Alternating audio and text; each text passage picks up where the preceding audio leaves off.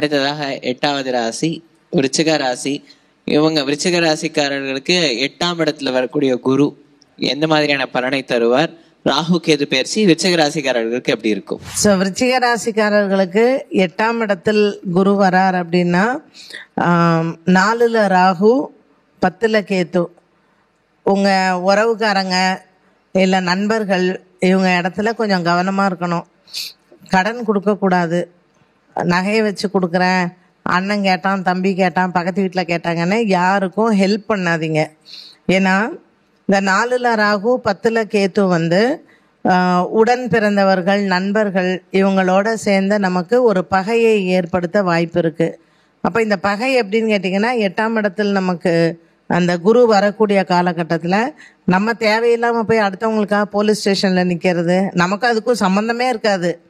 ஆனால் நம்ம இப்போ ஒரு ஃப்ளாட்லாம் பார்த்தீங்கன்னா அசோசியேஷனில் எவ்வளோ சண்டைகள் வருது. தண்ணி கொடுக்கல, ஈபி கட் பண்ணி, இதெல்லாம் எல்லாருக்குமே எவ்ரிடே ப்ராப்ளமில் பார்க்குறது தான்.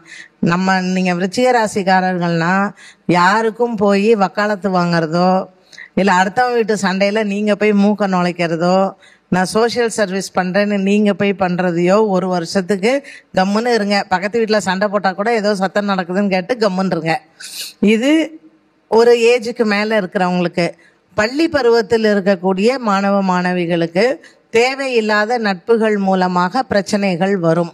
அதனால் அப்பா அம்மா உங்கள் பிள்ளைங்க வந்து விருச்சிக ராசி அப்படின்னா முதல்ல யார் கூட அவங்க நட்பாக இருக்காங்கன்னு பாருங்கள். ஏன்னா இப்போ ஃபோனுன்னு ஒன்று இருக்குது, அதை போல் சத்ரு கிடையவே கிடையாது. உங்கள் பசங்களை நீங்கள் வெளியூரில் போய் ஹாஸ்டலில் போடுறீங்க அப்படின்னா தயவு செஞ்சு முதல்ல யார் ஃப்ரெண்ட்ஸாக இருக்காங்கன்னு பாருங்கள். எப்போவுமே காலம் கடந்து கையை விட்டு போனதுக்கப்புறம் ஒன்றும் பண்ண முடியாது. ஆனால் நாங்கள் இந்த மாதிரி உட்காந்து எங்களோட டைமை ஸ்பெண்ட் பண்ணி ஒரு விஷயத்தை நாங்கள் சொல்கிறோன்னா நீங்கள் கவனமாக இருங்கன்னு சொல்கிறது தான். ஸோ விருச்சிக ராசிக்காரர்களுக்கு நேரம் நல்லா இல்லை அப்படிங்கிறது வந்து நாம் எப்படி அதை நல்லா ஆக்கிக்கலாம் அப்படின்னா, ஸோ யார் கூடா நட்பு கேடில் முடியுங்கிறது தான். ஸோ ஃப்ரெண்ட்ஸு நம்ம யாருக்காக ஹெல்ப் பண்ணுறோம், யார் கூட போகிறோம்.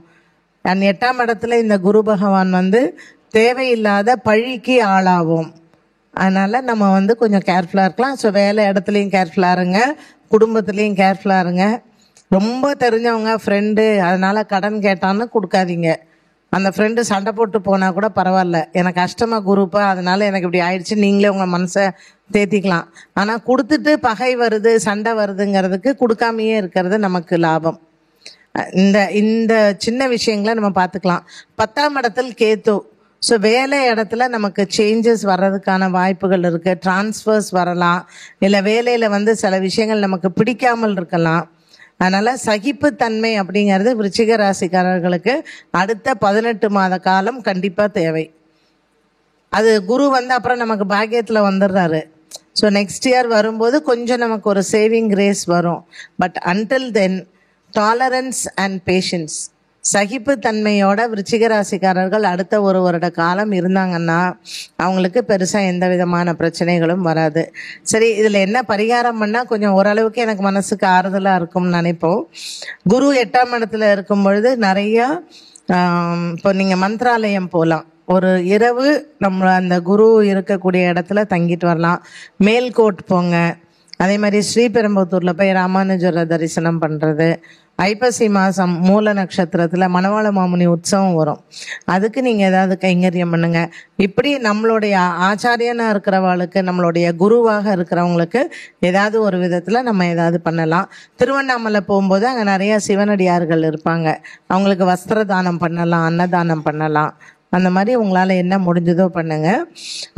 சின்ன சின்ன குரு ஸ்தலங்கள் இதெல்லாம் போகணும் அப்படின்னா திரிலோக்கின்னு ஒரு இடம் இருக்குது, ரொம்ப நல்லா இருந்தது அந்த கோவில். இப்போ ரீசெண்டாக நாங்கள் போனோம்.